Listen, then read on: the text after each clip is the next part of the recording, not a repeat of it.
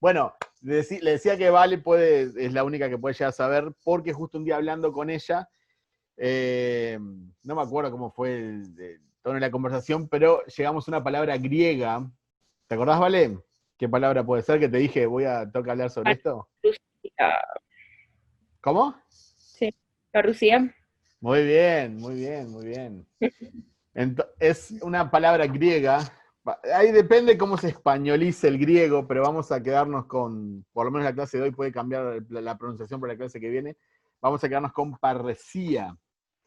Parresía, en la retórica clásica, era una manera de hablar con franqueza o de excusarse por hablar así. El término está tomado del griego, que está formado por dos palabras. Una significa todo y la otra significa locución o discurso. Entonces, la palabra parresía se puede traducir como decirlo todo, hablar libremente o hablar atrevidamente. ¿Sí? ¿Vieron cuando las mamás dicen no seas atrevido? Bueno, ahí no hables con parresía.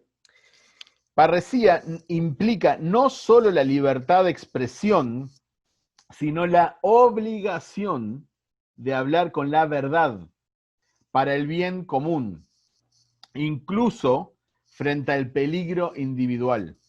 O sea que hay que hablar honestamente, francamente, claramente, atrevidamente, sin importar las consecuencias, porque obviamente hablar así puede conllevar un riesgo. ¿Sí? Miren lo que dijo Michael Foucault. Esa es mi pronunciación del francés, no sé cómo se pronuncia, pero Foucault, vamos a ponerlo así. Él dijo, de manera más precisa, la parresía es una actividad verbal en la cual un hablante expresa su relación personal con la verdad y corre peligro porque reconoce que decir la verdad es un deber para mejorar o ayudar a otras personas, tanto como a sí mismo. En parresía, el hablante usa su libertad y elige la franqueza en vez de la persuasión.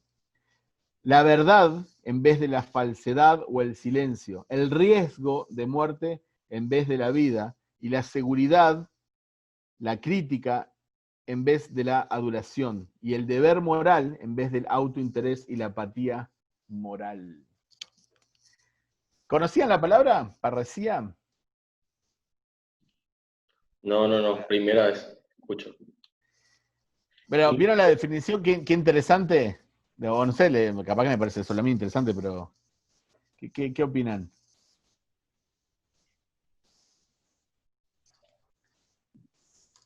Esta es una nueva serie que vamos a arrancar, que se llama Parresía, Evangelismo sin excusas. ¿Sí?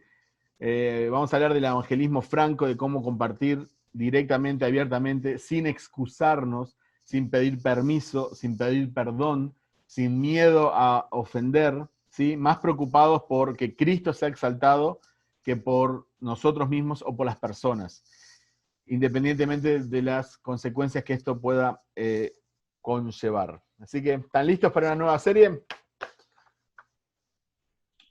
Esto es como el matrimonio, hable ahora o calle para siempre. Si siguen, ya hacen, si no, bueno, está. Esta es la oportunidad.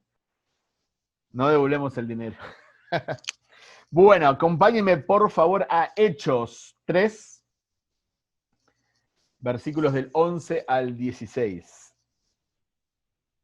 Bienvenido, Nata. Se conectó tu hermano S. Mi primo, papá. ¿En serio? Crack. Hechos 3, del 11 al 16. ¿Están por ahí? ¿Llegaron? Sí. Bueno, ¿a quién le gustaría leerlo del 11 al 16? Yo puedo leerlo. Dale, gracias, Vale. Hechos 3 del 11 al 16. Mientras el hombre seguía aferrado a Pedro y a Juan, toda la gente que no salía de su asombro corrió hacia ellos al lugar conocido como Pórtico de Salomón. Al ver esto, Pedro les dijo, pueblo de Israel, ¿por qué les sorprende lo que ha pasado? ¿Por qué nos miran como si por nuestro propio poder o virtud hubiésemos hecho caminar a este hombre? El Dios de Abraham, de Isaac y de Jacob es el Dios de nuestros antepasados. Ha glorificado a su siervo Jesús. Ustedes lo entregaron y lo rechazaron ante Pilato, aunque éste había decidido soltarlo. Rechazaron al santo y justo y pidieron que se indultara a un asesino. Mataron al autor de la vida, pero Dios lo levantó de entre los muertos, y de eso nosotros somos testigos. Por la fe en el nombre de Jesús, Él ha restablecido a este hombre a quien ustedes ven y conocen. Esta fe que viene por medio de Jesús lo ha sanado por completo, como les consta a ustedes. Excelente, muchas gracias. ¿Qué versión leíste, Vale? NBI. Dale, bien.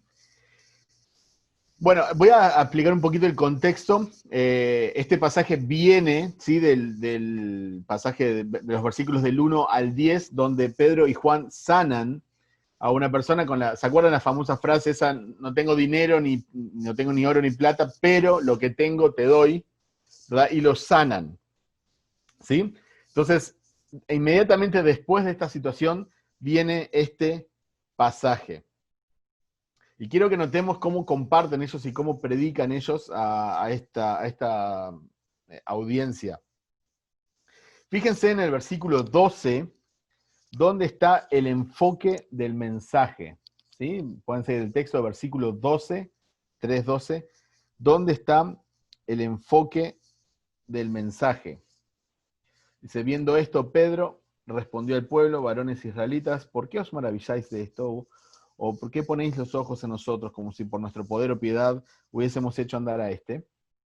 Fíjense en lo interesante. Dice, ¿por qué os maravilláis de esto? ¿De esto qué? Y bueno, de la sanidad del hombre, del milagro. Pero fíjense que Pedro no se enfoca en eso. El enfoque no está en el milagro, el enfoque no está en la sanidad, y el enfoque no está en la bendición. Y creo que de igual manera nuestro enfoque al compartir el Evangelio, tenemos que tener cuidado dónde está. El enfoque no debe estar ni en los milagros, ni en las sanidades, ni en las bendiciones, ni en la prosperidad. Fíjense que luego dice, ¿por qué ponen los ojos en nosotros? El enfoque tampoco está en ellos, el enfoque no está en nosotros. El enfoque no está en el que comparte el Evangelio. El enfoque no está en nuestra iglesia, por más linda o sana que pueda ser. El enfoque no está en nuestra organización. Pedro no le dice, vengo de parte de ABU, Apóstoles Bíblicos Unidos. No está el enfoque en la denominación. ¿Se entiende? Hay un enfoque que es bien claro y definido, ¿sí? ¿Quieren hacer un comentario antes de que siga? Pregunta, comentario.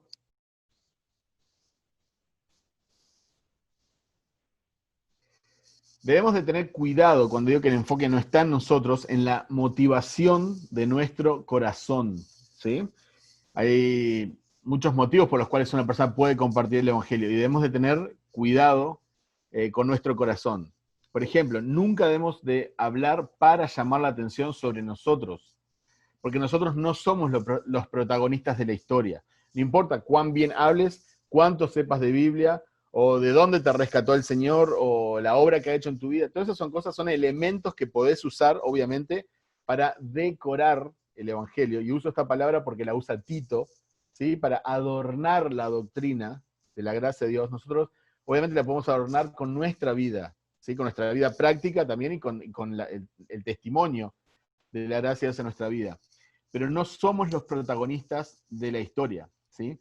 De hecho, creo que fue el conde de Zinzendorf, de la iglesia morava, que él dijo, ve, predica el Evangelio y sé olvidado. Y me parece fuertísimo eso, ¿no? Porque nosotros siempre tenemos esa tendencia a querer permanecer, a querer estar, ¿no? A dejar nuestro nombre, a dejar... Y él decía, no, ve, predica el Evangelio y sé olvidado. Fíjense en el versículo 12 también, que Pedro, como una prueba de que ellos no son los más importantes de la historia, dice, ¿verdad? No tenemos ni poder ni piedad. No sé qué otras versiones quizás puedan tener una expresión diferente, pero No, o sea, el poder no está en nosotros, sino somos piadosos por naturaleza. O en otras palabras, no hay nada bueno de nosotros más allá de la gracia de Dios, ¿sí? Vamos si me pueden acompañar, vamos a estar centrados en Hechos 3, pero si pueden acompañarme a otro versículo, quizás algunos lo sepan de memoria. Sí. No, un pequeño comentario, ¿no? Que también pasa mucho cuando hay un éxito, entre comillas, ministerial. O en este Excelente. caso, ahí es cuando más como uno quiere apropiarse del mérito, de la gloria, etc. Sí. No, es verdad, excelente. Es verdad. Hechos 20-24, y ahora después podemos ir comentando.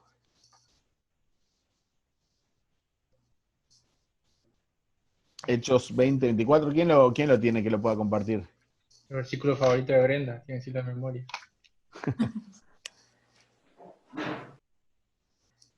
La pusiste en compromiso, ya se le fueron todos los versículos de la Biblia en este momento. El Zoom pone nervioso a los cristianos.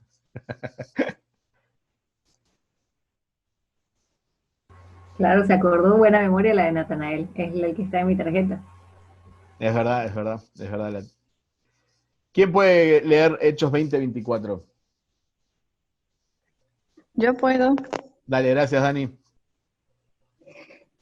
Para mí, sin embargo, mi propia vida no cuenta, con tal de que yo pueda correr con gozo hasta el fin de la carrera y cumplir el encargo que el Señor Jesús me dio de anunciar la buena noticia del amor de Dios. Gracias, Dani. ¿Qué versión leíste, Dani? Dios habla hoy.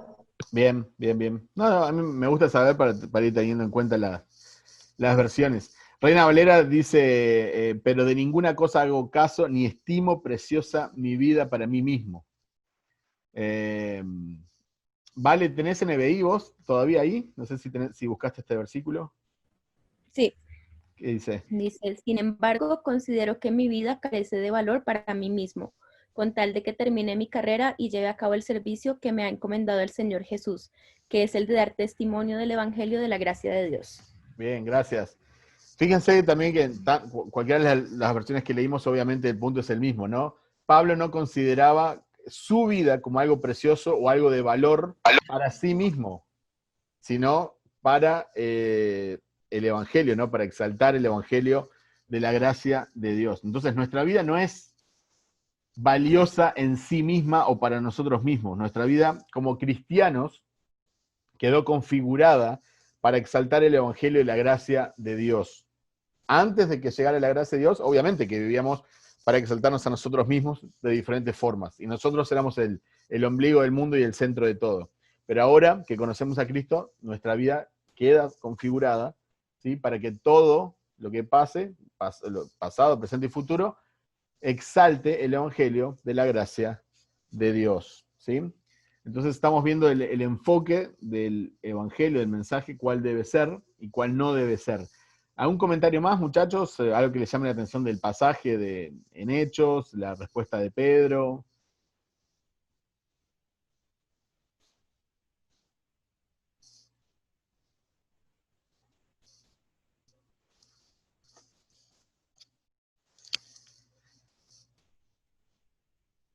Fíjense en el versículo 13 ahora, vamos a volver a Hechos 3, Hechos 3, 13. Dice, el Dios de Abraham, de Isaac y de Jacob, el Dios de nuestros padres, ha glorificado a su Hijo Jesús. ¿Sí? Este es un poco el corazón del pasaje y el comienzo y el corazón. Vimos, ¿no?, que no se enfocaron en ellos mismos, no se enfocaron en lo que acaba de pasar, que había pasado un milagro, una persona había sido sana, algo que llamaba obviamente la atención. Pero fíjense, dice, el Dios de Abraham, de Isaac y de Jacob, el Dios de nuestros padres, ha glorificado a su Hijo Jesús. ¿Dónde está el enfoque entonces del mensaje? ¿O dónde está el enfoque de los apóstoles a predicar? Una vez más, está en la gloria de Cristo, ¿sí? Dios, nuestro Padre, ha glorificado a Jesucristo, ¿no? Entonces, el mensaje está en la gloria de Cristo, o sea, el valor de Cristo, lo excelso de Cristo, la hermosura de Cristo, los atributos de Cristo, el carácter de Cristo. No está en la teología del pacto, no está en el dispensacionalismo, no está en el cesacionismo o el continuacionismo, no está en la escatología. Son cosas que son importantes saber, está buenísimo poder debatir con otros y estudiar, pero no es el enfoque del Evangelio, ¿sí? La persona, lo que salva a la persona es su fe en la persona y obra de Jesucristo. Por lo tanto, ese debe ser nuestro enfoque a la hora de compartir el Evangelio con otros, ¿sí? No que entienda nuestra postura escatológica, eso no va a salvar a la persona.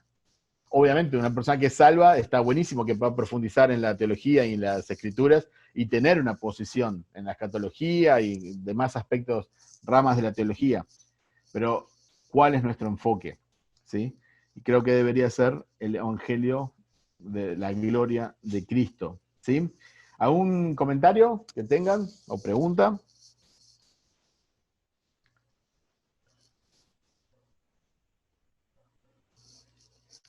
Acompáñenme a Hebreos 12:2, sin dejar Hechos 3. Hebreos 12:2, otro pasaje también que quizás podrían saber de memoria.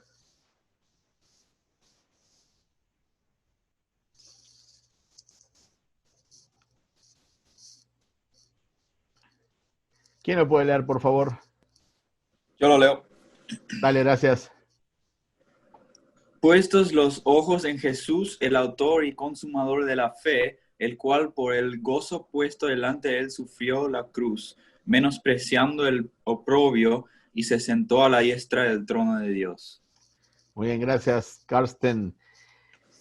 Puesto los ojos en Jesús, ¿sí? ¿Por qué? Porque Él es el autor y Él es el consumador de nuestra fe, o el perfeccionador, dice otra versión, ¿no?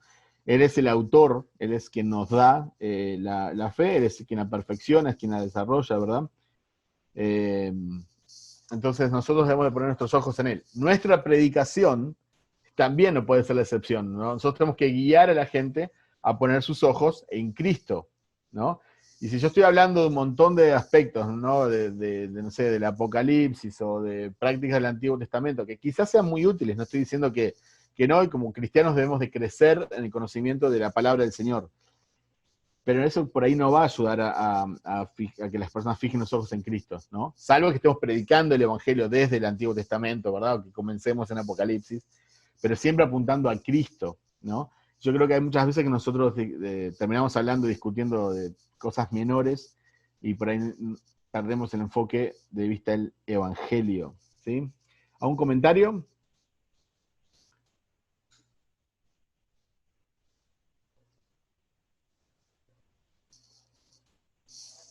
Fíjense que el enfoque no está en la audiencia tampoco, ¿sí? Nunca en la Biblia un mensaje de Dios, un mensajero de Dios, nunca un mensajero de Dios compromete su mensaje por miedo a ofender a la audiencia, ¿sí? No lo vas a ver ni ahora ni Pedro ni Juan, ni los demás apóstoles, obviamente no lo vemos en Jesús, no lo vemos en los profetas del Antiguo Testamento, no lo vemos en el apóstol Pablo. Nunca así por miedo a la audiencia se compromete el mensaje. Como bueno, no voy a ser tan fuerte, voy a aguarlo un poquito, voy a rebajarlo, me voy a enfocar un poquito más en el amor de Dios, porque si hablo un poquito de pecado, capaz que se enojan. No es algo que vemos eso en las escrituras. Y me gustaría que veamos un poco ahora cómo continúa, ¿no? Versículos del 13 al 15. Estamos en Hechos 3, del 13 al 15. ¿Quién lo puede leer, por favor? Leo yo, Alex. Gracias, Marco.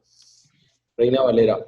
El Dios de Abraham, de Isaac y de Jacob, el Dios de nuestros padres, ha glorificado a su Hijo Jesús, a quien vosotros entregasteis y negasteis delante de Pilato, cuando éste había resuelto ponerle en libertad.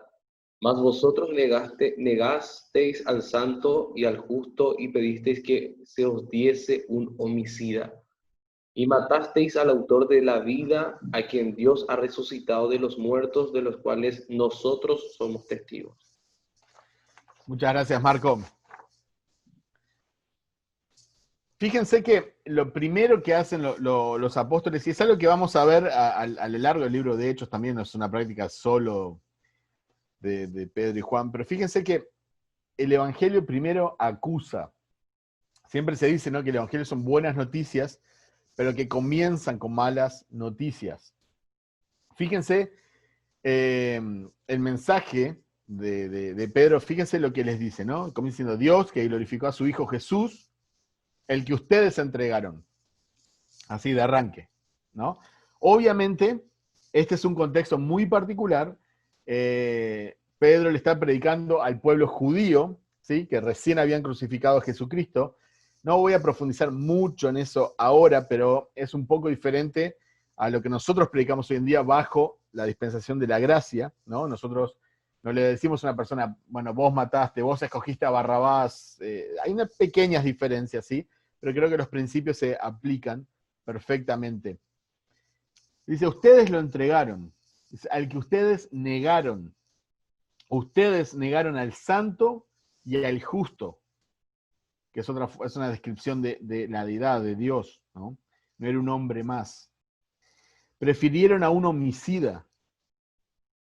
Y por si quedaba alguna duda, ¿no?, así como para la frutilla de la torta, ustedes mataron al autor de la vida. Que es una frase fuertísima, ¿no? Ustedes mataron al autor de la vida. O sea, ustedes están vivos porque Él les dio vida. Están vivos porque Él los mantiene con vida, pero ustedes osaron matarlo, negarlo y todavía preferir a un homicida que al santo y al justo de Dios, que básicamente Dios caminando entre nosotros. Entonces, la acusación que les está haciendo es muy fuerte, ¿sí? No la disfraza, no la decora, no disimula, ¿no? Les dice en la cara lo que tienen que escuchar. En otras palabras, ¿sí?, en otras palabras, los acusó de ser cómplices, cobardes, asesinos, culpables, y que Dios no los tendrá por inocentes. Igualito al Dios te ama y tiene un plan maravilloso para tu vida, que hoy en día escuchamos tanto. ¿Vieron la diferencia? ¿Vieron ahora la diferencia de hablar con parresía, con franqueza, con atrevimiento, solo preocupados por la verdad? Porque la verdad es el bien común, ¿no? La verdad es lo que va a ayudar a la otra persona y lo que te va a ayudar a vos, ¿no? Y lo que tiene que ser exaltado, independientemente de las consecuencias. A lo que hoy en día, la diferencia entre parresía y lo que hoy en día, ¿verdad?, que se compromete, ¿verdad?, que uno no quiere ofender, no quiere ser agredido, no quiere caer incómodo. Entonces, vamos moldeando, ¿verdad?, para que sea agradable el mensaje a los ojos de las personas. Entonces, ¿en qué nos estamos enfocando? ¿En la gloria de Cristo? No, nos estamos enfocando en nuestra tranquilidad, en nuestra comodidad, ¿verdad? Nos estamos enfocando en las personas, que no se vayan a enojar, pobrecitas, ¿no? Y no en el Evangelio del Señor. ¿Comentarios?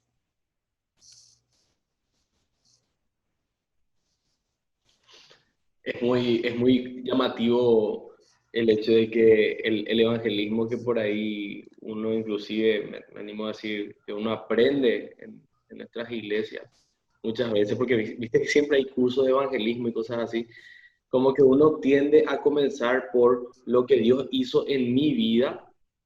La mayoría de las veces, yo era así, yo era así, y yo creo que el apóstol Pedro tenía 1000 cosas que contar que Cristo hizo en su vida. Pudo haber empezado, hermanos, yo era un texto que aquello, ¿verdad? Y la lista de cosas, yo le negué a él, pero él aún así me perdonó mis pecados y todo el discurso que ya conocemos, pero no empezó por ahí.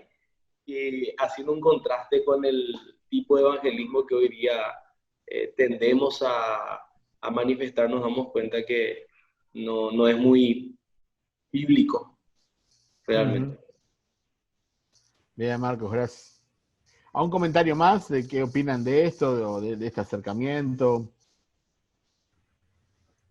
Sí, veo que igual hay un contraste igual, o sea, como que claramente me encanta esa riqueza de cada uno de los seguidores de Jesús, ¿no? Porque vemos precisamente que no es una forma, nunca es una fórmula, nunca es una receta o un paso a paso. Entonces, digamos ahí cuando compartías esto de no empezó por ahí, bueno, pero por ejemplo Pablo es impresionante y me encanta cuando él decía, yo era el que mataba a estas personas, yo era el que aún respirando amenazas, yo era el que perseguía esta causa, pero entonces siento que hay los dos momentos, ¿no? Y veo el valor de cómo el encontrar a la persona en donde está, que es básicamente lo que hacía Jesús, claro, él no tenía que contar su testimonio, pero si encontrara a la persona, si está tirada en el piso siendo acusada, él se agachaba y le hablaba solo ahí. Si Ujú. estaba en el podio y se creía el más alto, entonces también lo encontraba por allá.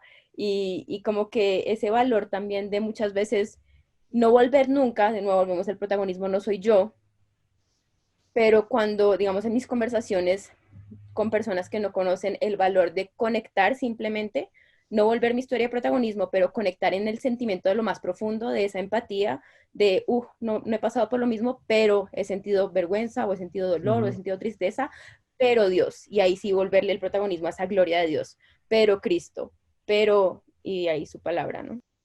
Excelente, excelente, ¿verdad? ¿Algún comentario más? ¿Qué opinan?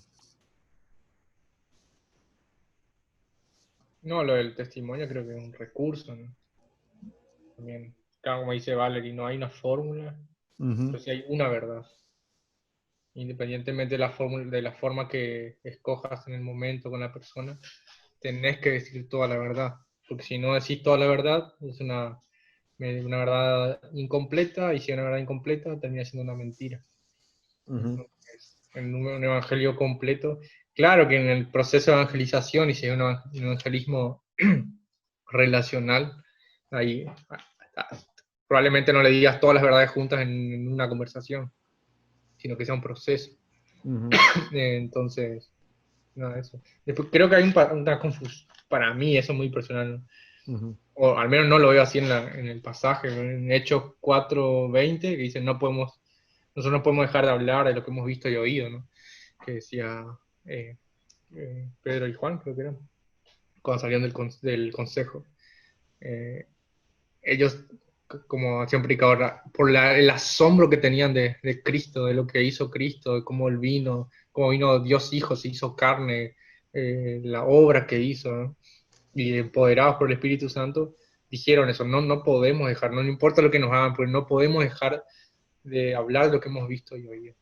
Y a veces se usa ese pasaje muy mal, a mi manera de ver, ¿no? Ujú. Esto creo que era en este contexto y por los asombrados que estaban de Cristo y Ujú. hablando de Cristo. Y la gente usa ese pasaje para hablar de sí mismo, o de lo que supuestamente Dios hizo en su vida, o lo que verdaderamente Dios hizo en su vida. Pero Ujú. ahí es como para discutirlo, ¿no? No sé si está bien aplicado eso, solo. Sí. Para mí no, No, pero sí, no, Juan, de hecho, cuando escribió también sus cartas menores, primera, segunda, tercera de Juan, también habla de eso, ¿no? De lo que él experimentó, vio, tocó, escuchó de Cristo, ¿no? Eso no puede dejar de contarlo. Y en su evangelio dice que si él contara todas las cosas que podría contar, no alcanzarían, ¿verdad? Todos los libros del mundo, ¿no? Yo creo que se entiende a qué me refiero. Fueron muy buenos los comentarios de ustedes. No estoy desvalidando, no sé si estoy inventando una palabra ahí, no estoy quitándole la importancia de lo que Dios ha hecho en nuestra vida y poder compartirlo. No estoy diciendo que no debemos de ser sabios y buscar las palabras correctas, ¿sí? No es el enfoque de la clase ahora como hablar técnicamente de cómo compartir el Evangelio, sino estamos enfocando un poquito en el carácter y la valentía que requiere compartir el Evangelio. No estoy diciendo que nosotros no nos importe, que no seamos sensibles a las personas, que tenemos que hablar de forma ofensiva. No estoy diciendo eso para nada. Creo que nosotros tenemos que medir nuestras palabras, tenemos que orar por sabiduría, tenemos que buscar los momentos, tenemos que, eh, bueno, ver un poco la situación. Como decía Vale, no es lo mismo que una persona esté tirada en el piso, lastimada, que una persona esté, no sé, desde un pedestal hablándonos. Entonces, creo que también el Espíritu Santo nos guía, ¿verdad? Y nos da sabiduría. Lo que estamos ahora viendo es la valentía que tenían ellos y el enfoque que tenían ellos en la gloria de Cristo o en la persona o en el Evangelio, ¿verdad? Más allá de que fuera, que estuvieran contando algo personal o no. eh, la valentía y el atrevimiento, si se quiere, ¿verdad? A la hora de compartir el Evangelio frente a las personas. Antes de seguir, ¿tiene alguna consulta más, pregunta, comentario?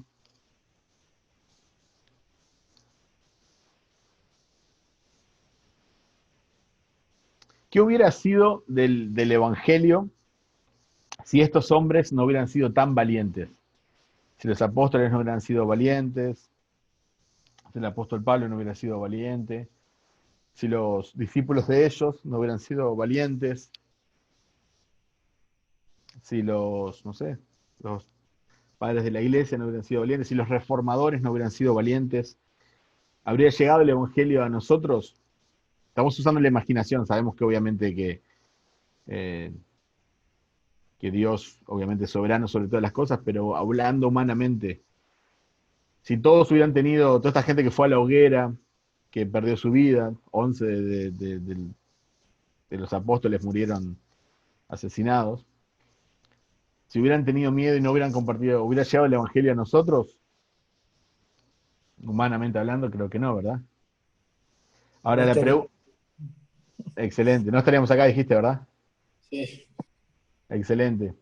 Entonces, la pregunta que nos tenemos que hacer nosotros es, ¿dónde van a pasar la eternidad nuestros seres queridos, llámese amigos, familiares, ¿verdad? Si nosotros no somos valientes.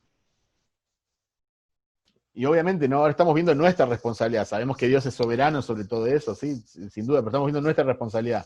Si nosotros no compartimos el Evangelio, porque no somos valientes, porque lo aguamos, porque no queremos, ¿verdad? No queremos discutir con la gente, no queremos que nos traten de locos, ¿qué va a pasar con esas personas? Siempre vamos a pensar que alguien más va a venir, pero si todos pensamos así, quizás nadie más va a venir. ¿Se entiende a dónde apunto?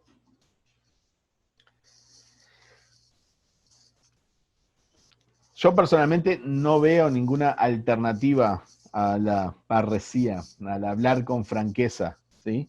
Yo no creo que comprometer el Evangelio, que modificarlo, que cambiarlo, que aguarlo, dé resultado. O sea, no es algo que vea en la Biblia, ¿no? Ni que me entre en la razón. Como digo, no estoy diciendo que no seamos sabios, que no seamos amorosos, que no estoy hablando de eso. Pero el Evangelio es el Evangelio, ¿no? El pecado es pecado y la culpa es culpa y la gracia es gracia y las cosas como son, ¿no? Por su nombre. Y Alex, y hablando con gente de otras culturas, también parece, ¿no? Que es muy de latino no hablar con parresía, por así decirlo. Sí. No, como nuestra cultura es como, ay, no, se va a ofender, no. Ay, no, y por ahí qué sé yo, los árabes o los gringos se dicen todo en la cara y con franqueza y se dicen todo y no se van a enojar por eso, ¿no? Uh-huh. Entonces también como creo que la Biblia también desnuda nuestras debilidades culturales y por ahí hay que tomarlo como tal, ¿no? Como poder identificar que es nuestro, que es cultural, que no tiene que por qué ser así. Es verdad. Sé que es difícil, pero... Pero es verdad, sí, estoy de acuerdo, estoy de acuerdo. ¿Algún comentario más? Creo que una de las cosas con las que, al menos aquí en Paraguay, nos encontramos es que cuando uno eh, intenta hablar de Cristo, no falta alguien que te dice, sí, yo soy católica, creemos en el mismo Dios. Y como que esa persona a veces no entiende por qué vos le querés evangelizar, siendo que esa persona ya se considera cristiano o cristiana. Tipo, yo soy, te pongo el ejemplo más claro y más, ¿cómo sería? Más normal que ocurre al menos aquí, ¿verdad? Y en ese sentido, Alex, uno al decir no creemos en el mismo Dios, puede de una alejar a la persona y la persona ya se te cierra, ¿verdad?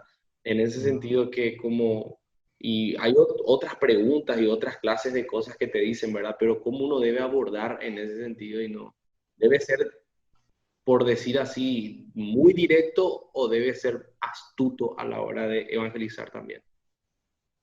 Sí, yo usaría la palabra sabio, un poco lo que compartía Nata, ¿no? Aquellos que vivimos en Ciudad del Este, Paraguay, estamos rodeados de personas de otras culturas y muchas de esas culturas obviamente no son cristianas, ¿no? Hay muchos musulmanes, budistas, hindúes y demás. Entonces, obviamente siempre buscamos ser sabios, ¿no? Nosotros no queremos, no sé, tener solo una charla y que se cierren las puertas y nunca más volver a hablar con la persona. Obviamente que no. Queremos ser sabios, ¿no? Pero al mismo tiempo no significa aguar el evangelio, ¿sí? Significa saber qué tipo de preguntas hacer, por dónde llevar el razonamiento, no sé, la actitud, el amor, porque no es lo mismo que yo toque la puerta de alguien y le diga, no sé, señor musulmán, fíjese que Cristo es Dios y de la Biblia y a que me siente, ¿cómo estás? ¿Necesitas algo? No sé, ¿necesitas ayuda en algo? Me siento o charlamos, reímos, tomamos un mate, lo que sea, y compartimos, o sea, hablamos. Le pregunto por su fe y le comparto la mía. Entonces hay que ser sabio, ¿no? Pero, como digo, no está en juego el evangelio, ¿no? No es que voy a cambiar el evangelio para caerle bien a las personas. ¿Algún comentario más? Sí, yo creo que volvemos al hecho de simplemente hemos dejado de ver el evangelio, ese compartir las buenas nuevas como el relacionarnos para que lleguen a ver a Cristo, ¿no? Reflejando a Cristo primero nosotros, y tristemente está ese discurso o esa posición de meternos en debates de quién gana y quién pierde. ¿Sí? Entonces, quiero probar que yo tengo la verdad, que yo tengo la razón y tú no. Y yo he aprendido mucho a hacer ese tipo ahora que hablabas de preguntas, claro, cuando me dicen, no, sí, pero creemos lo mismo, creemos en el mismo Dios. Ah, bueno, ¿cómo es tu relación con Dios? ¿Y cómo es ese Dios en el que tú crees? ¿Y qué te da paz? ¿Dónde encuentras paz en dificultad? ¿Y en qué momento? Y dependiendo de esas preguntas, así me responda algo que está totalmente en contra. He tenido conversaciones, no, pues las estrellas, la montaña, la naturaleza, todo lo esotérico, la buena vibra, el meditar pero en la nada, el vaciar mi mente, lo que sea que surja, el valor de aprender del otro, en dónde está poniendo su fe, ahí me da más herramientas para, uno, primero que todo, y lo que olvidamos es orar por la persona, porque no es alguien que yo voy a convertir, es alguien que Jesús va a transformar. La carga no es mía. Lo que yo diga, a menos que sea directamente su palabra, no va a tener el valor por eso me encanta compartir historias como tal, ese pasaje lleno de carne, de comida, de verdad, que cada persona, dependiendo de dónde está, Dios mismo le va a hablar. Yo no tengo que explicarle todo, yo no tengo que desmenuzarle, masticarle y morderle y decirle, tú necesitas esto. Jesús sabe que necesita, por eso Jesús podía hablarle a las personas diciéndole, tus pecados son perdonados, no vuelvas a esto, si haces, porque él sabía lo que necesitaba, o no tengas miedo, o tengan paz, o porque sabía que estaban asustados, pero yo no sé. En cambio, si yo comparto su palabra, que siempre va a tener poder, esa palabra va a abordar a esas áreas. Bueno, puedo preguntar, ¿qué es lo más difícil para ti en este momento? Y si es el miedo, comparto alguna historia, algún pasaje en donde de verdad el miedo sea lo principal, pero puede que eso después hable a otra cosa y resulta que la persona está lidiando con vergüenza y yo no tenía ni idea, ¿no? Entonces, como que eso de volver a algo tan sencillo como suena así, creemos relaciones, pero es mucho más complejo y desgastante y cansador y súper intencional, entonces, sí. Sí, verdad, no estoy 100% de acuerdo. Es verdad, es más fácil ir y, perdón por la expresión, ¿no? Pero escupir un mensaje que simplemente, que amar a la persona, ¿verdad? Y compartir también con la motivación del amor el evangelio, ¿no? Una relación, como dijiste, es mucho más desgastante y más, bueno, lleva a otro compromiso. Pero también creo, siempre digo que el evangelio, la semilla del evangelio, crece mejor en el jardín de la amistad, ¿no? Del relacionamiento, ¿sí? Siempre no siempre se puede tener una relación con la persona. A veces tenemos 20 minutos y bueno, hay que compartir lo que se puede en esos 20 minutos. Pero cuando está la posibilidad de relacionamiento, obviamente yo creo que es mucho mejor. Me gustó esa frase que dijiste antes de seguir, no es una persona que vamos a convertir, sino que Jesús va a salvar. ¿puede ser? A transformar, sí, como no soy yo la que lo va a convertir, sino Jesús a transformarlo y sí, eventualmente a salvarlo, ¿no? Porque Claro. muchas veces incluso nos metemos nosotros como, ay, sí, lo que yo diga lo va a salvar, lo que yo diga lo va a convertir. Y volvemos a eso que decías de el enfoque en la gloria de Cristo, ¿no? Si yo me quiero robar esa conversión y esa transformación, le estoy también robando la gloria a Jesús mismo, ¿no? Sí, verdad. Gracias, Vale. También vemos que vimos, ¿no? Que el Evangelio primero acusa, sí, empieza con malas noticias, porque voy a citar ahora a Ray Comfort, no sé si conocen a Ray Comfort que tiene, ¿conocen? No conocen a Ray Comfort, bueno, después les mando material de Ray Comfort. Aguas Vivas se llama su ministerio, Living Waters, y él habla de que muchas veces es como si nosotros le dijéramos a la persona, ¿no? Mira, te acabo de pagar tu multa de tráfico. Y la persona dice, ¿qué multa de tráfico? Y sí, tenés una multa en el tráfico. No, ni idea. Bueno, pero tranquilo que yo ya pagué toda esa multa. Ah, bueno, dale, gracias. O sea, ¿se entiende, no? Si vos realmente no sabés por qué fue hecho lo que fue hecho y no entendés cuál es tu deuda, no vas a apreciar que alguien haya pagado. Y creo que a veces nosotros llegamos, ¿no? Dios te ama, Dios te quiere salvar, Dios te quiere llevar al cielo. Y dale, buenísimo, gracias. Pero no hay, ¿no? Ahora, cuando nosotros comenzamos con la ley, comenzamos, ¿no? Que, o sea, obviamente que es el Espíritu Santo que convence pecado, pero cuando nosotros mostramos, ¿verdad? Y enfrentamos a la persona, entonces toma valor el sacrificio de Cristo para la persona. Obviamente el sacrificio siempre es valioso, pero que la persona tiene la oportunidad ahora de decir, ok, ¿no? O sea, cuando ves la oscuridad que hay en vos, vas a apreciar la luz que hay en la gracia de Dios, ¿no? Cuando cuando te das cuenta de tu culpabilidad, vas a apreciar el perdón. Entonces, por eso que decíamos que el Evangelio primero acusa, ¿no? Primero arranca con las malas noticias. Pero el Evangelio siempre da solución a la culpa. Y esas son las buenas noticias. Hay también personas o iglesias que por ahí siempre están, ¿verdad? Llegás y dices, no fume, no vale, no tome, no te vistas así, no hagas esto, no tatuaje, no el otro, no. Y tal, vos sabés, salís y, ay, sí, soy un pecador, qué horrible, no puedo hacer esto, no puedo tomar coca, no puedo jugar al fútbol, no puedo hacer nada, qué mal. Pero después 3, 4 días se te va la motivación y volvés por ahí a lo mismo o peor, y es como un círculo vicioso. Porque no tenés la motivación, ¿verdad? Ahora, cuando vos conocés a Cristo y conocés su gracia, conocés su amor, y bueno, obviamente, entonces, sí, uno quiere vivir una vida agradecida al sacrificio de Jesucristo, ¿no? Vamos ahora a leer versículos del 17 al 21, Hechos 3 del 17 al 21. ¿Quién lo puede leer, por favor?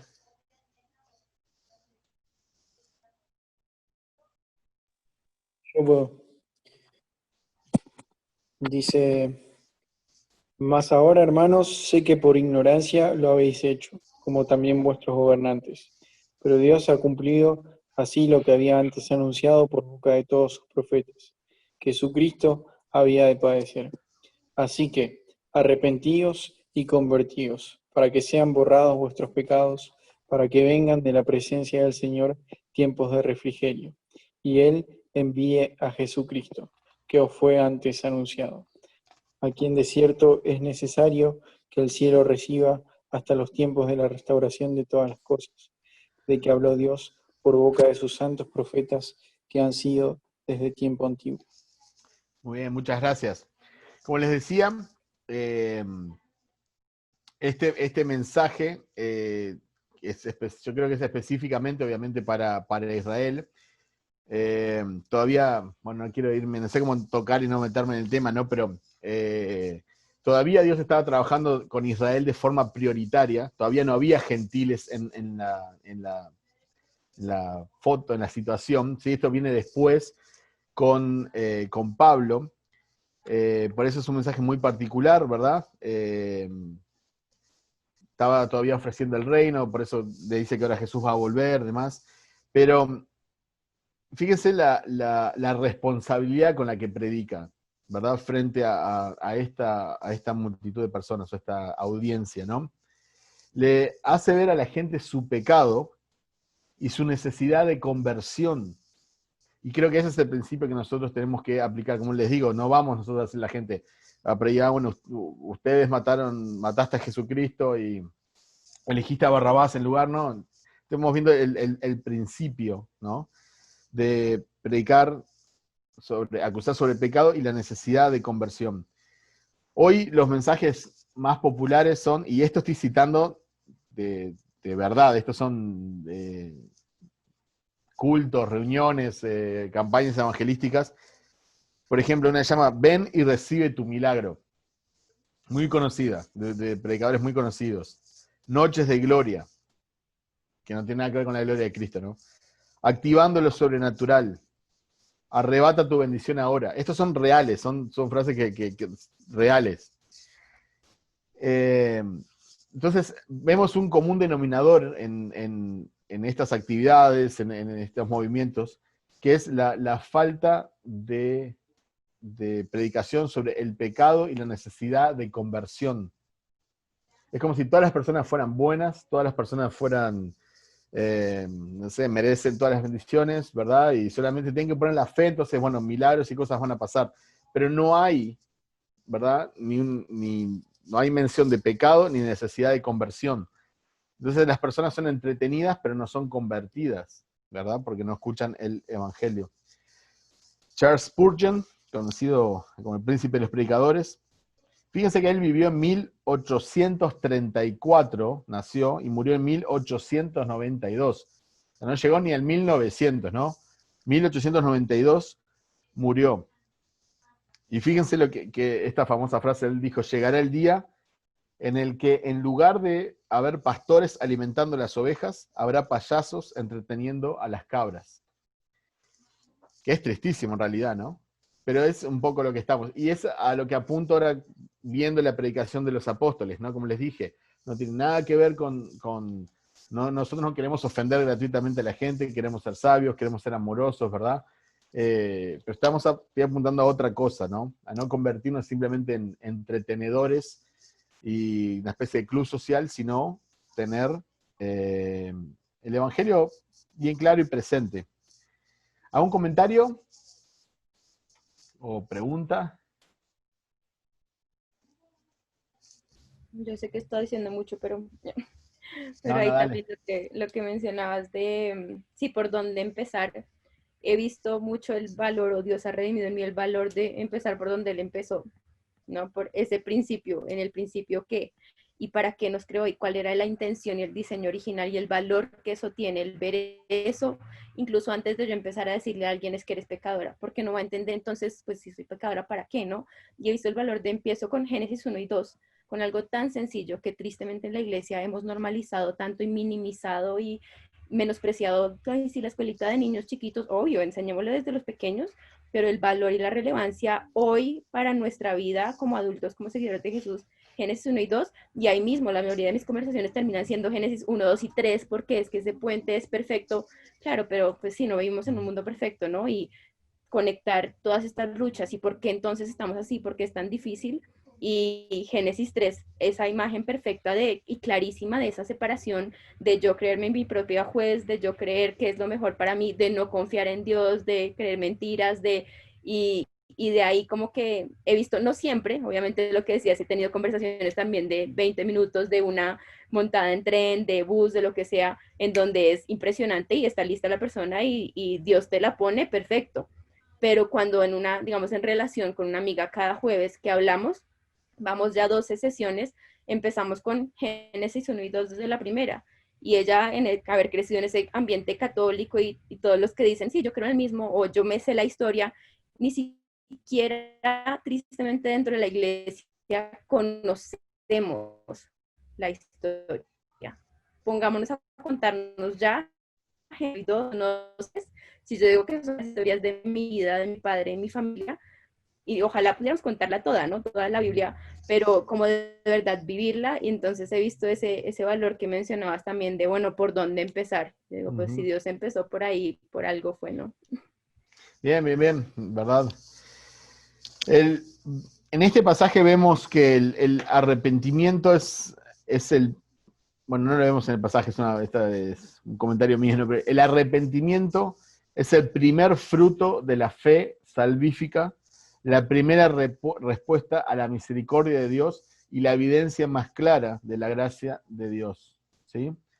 En otras palabras, el arrepentimiento es lo primero que viene después de poner nuestra fe en Jesucristo, ¿sí?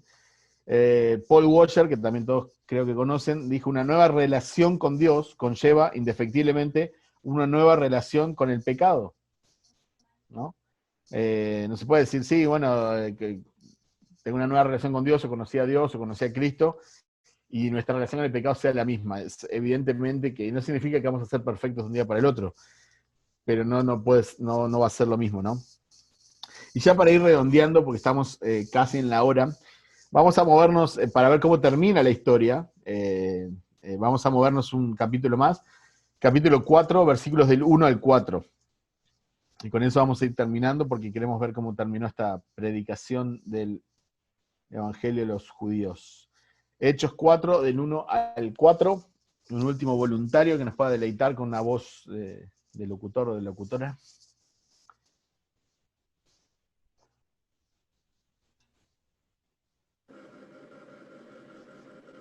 Yo lo leo.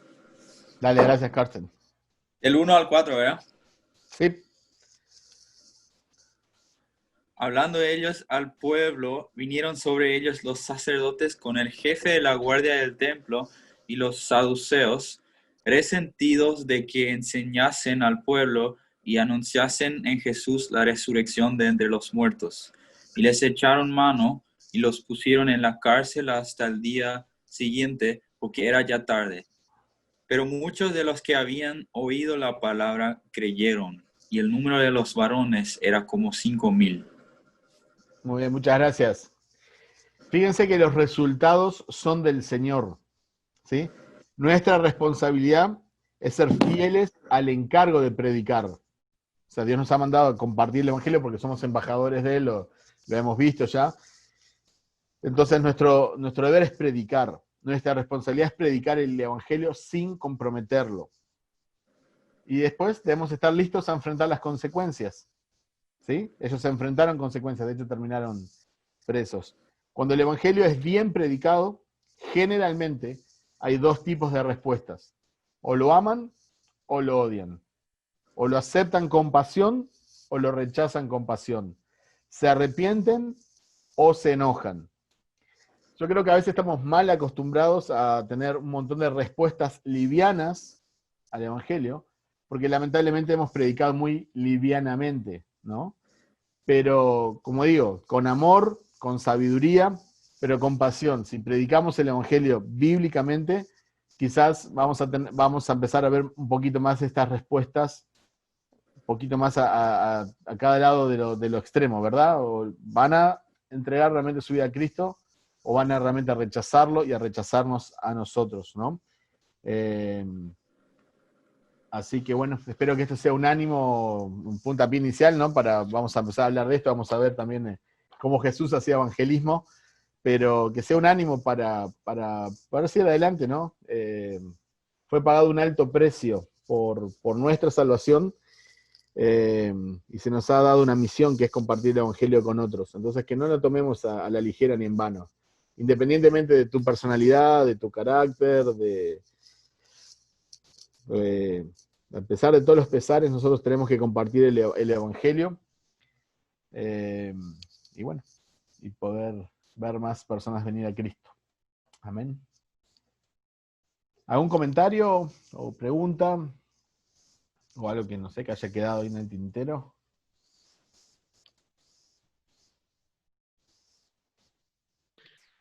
Quiero mencionar un versículo para cerrar. El mismo Pedro, en 1 de Pedro 3:15, también me gusta mucho este versículo que dice: sí. Santificad a Dios el Señor en vuestros corazones y estad siempre preparados para presentar defensa con mansedumbre y reverencia ante todo lo que os mande razón de la esperanza que hay en vosotros. Excelente, gracias. Dios poderoso.